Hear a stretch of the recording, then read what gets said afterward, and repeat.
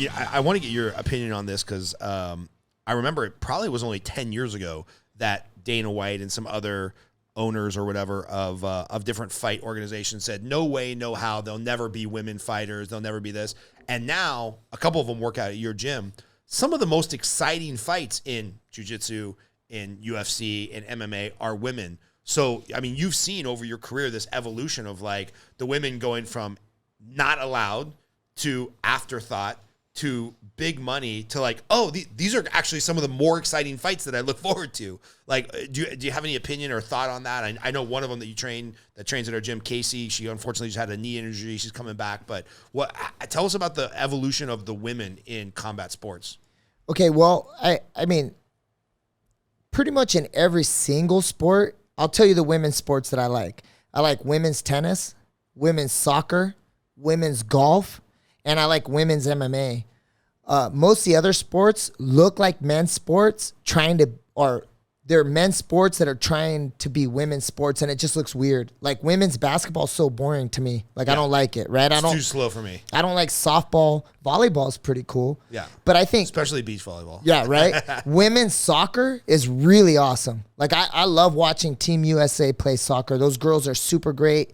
Tennis, it looks good. Like those girls can move and they're really good. And so there's an optics problem when a men's sport becomes a woman's sport typically. And I think that's what Dana White might have been worried about.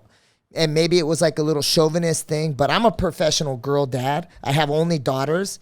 And just kind of like as a reference, some of the fighters that I've coached, obviously the current champion, Carla Esparza, she was one of my fighters. Ashley Evans Smith, Jessica Rose Clark, Casey O'Neill, Kira Batara. I've had so many girl fighters and like other ones too that are like lower level that people probably don't know about. And I've always been rooting for it because I think that they deserve an opportunity, and I think there's a huge market for it. I mean, there's more women on the planet than men, right? Yep. So it just makes sense. I feel like the Ronda Rousey years were pretty bad look just because they weren't well-rounded. It looked like 1995 men's MMA, right. Like you had specialists, you had a boxer, and then you had Ronda, who was a jiu-jitsu girl. And then once that power band kicked in and the sport started to catch up, and then you had like Amanda Nunes. She's a scary. It's just like, dude, she's fighting like a guy. Like and then also like Valentina and Andy sparred like way back in the day, and Valentina head kicked him and almost knocked him out. Yeah. Like he said it's the hardest head kick that he's ever been by a girl. And Casey O'Neill's pretty damn impressive. Like she's got the mindset that it takes. I had Cynthia Calvillo too. But I think Casey's the future. I actually think that like in the next couple of years, there's going to be like very little difference. There's going to be a little bit of a speed difference, and a strength difference. But technically, like Casey's starting to catch up with like all the guys. That's amazing, man. Yeah, it's really cool. And then my daughter, like these girls my daughter's going to come out of college. She told me this summer she wants to fight.